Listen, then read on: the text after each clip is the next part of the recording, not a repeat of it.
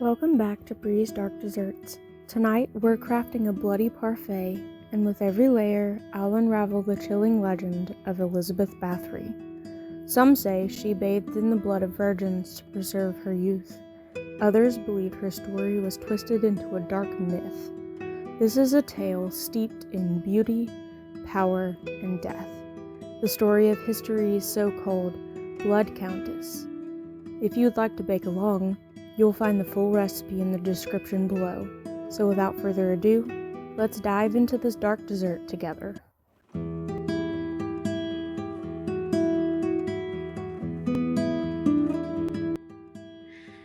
Elizabeth Bathory was born on August 7th, 1560, in Tartar, Hungary, into one of the most powerful Protestant noble families in Transylvania.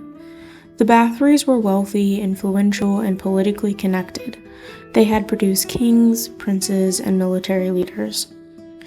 From a young age, Elizabeth was known for her intelligence. She could speak Hungarian, Latin, and German fluently, which was uncommon for women of her time. However, her upbringing was also marked by cruelty. Some historians believed that she witnessed acts of extreme violence and was taught that noble status placed her above the law, a dangerous lesson for a powerful mind. There are also rumors, though not proven, that she suffered from seizures due to epilepsy, which in the 16th century was sometimes treated with strange remedies involving blood.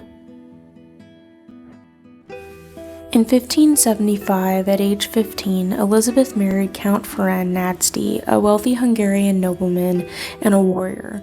Their wedding was a grand event with over 4,500 guests, and Elizabeth received the castle of Chesties as part of her dowry. Ferenc was often away fighting the Ottoman Turks, leaving Elizabeth to manage vast estates alone. She was an efficient and strict landlady, overseeing servants and the peasants who worked her lands. Her husband reportedly shared her taste for cruelty. Some accounts claim they punished disobedient servants with methods such as beating them with clubs, burning them with hot irons, or covering them in honey and leaving them outside for insects to devour. When Ferenc died in 1604, Elizabeth, now in her 40s, was now one of the wealthiest women in Europe, but also entirely in charge of her estates. Elizabeth's alleged murders were said to be between 1602 and 1610. The most infamous part of Elizabeth's story begins here, and it's a blend of fact and folklore. Rumors started spreading around 1602 that young girls who worked in her castle were disappearing or turning up dead. Witnesses claimed that they saw signs of torture. Girls being beaten to death, flesh burned or torn away, needles driven under fingernails, bodies drained of blood. And the most sensational legend spread nearly a century after her passing, saying Elizabeth bathed in the blood of virgins, believing it would keep her young and beautiful. This story likely came from later exaggerations. Contemporary court documents mention severe beatings and mutilations, but not bathing in any blood. Her victims were said to be servant girls and peasants from nearby villages, and later even daughters of lesser nobles sent for her for education. Investigation into Elizabeth and her eventual arrest happened in 1610. By this time, the rumors had grown impossible for the Hungarian authorities to ignore, especially when the families of minor nobles began to complain. King Matthias II ordered an investigation led by his right-hand man. When Thurzo, his right-hand man, arrived at the Chesties castle in December of 1610, he allegedly found a horrific scene. Dead and dying girls scattered throughout the castle. Elizabeth was arrested along with 4 of her servants who were accused of helping her. Elizabeth herself was never formally tried, likely because her noble status made it politically dangerous. Instead, her servants were put on trial in January of 1611.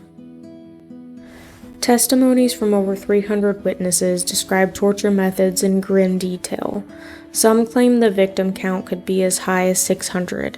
However, historians note that many testimonies were based on hearsay, and some numbers have been inflated to destroy Elizabeth politically.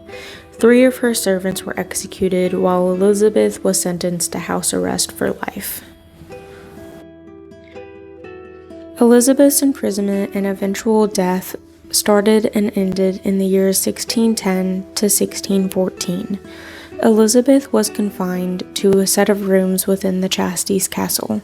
Some stories say she was bricked into a windowless cell with only small holes for food and air, though others suggest she lived under guard but with relative comfort. She died on August 21st, 1614, at the age of 54. So her life begs the question, what were the facts versus what was actually legend? Modern historians still debate how much of her story was true.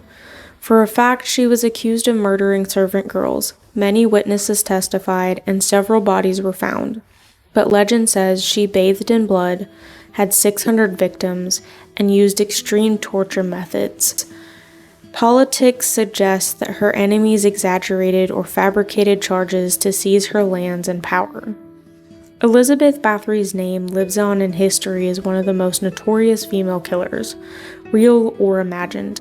She inspired countless vampire legends, novels, films, and even comparisons to Count Dracula.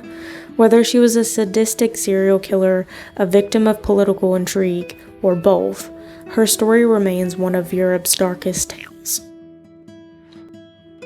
Elizabeth's life, whether truth, legend, or both, is a crimson-stained warning.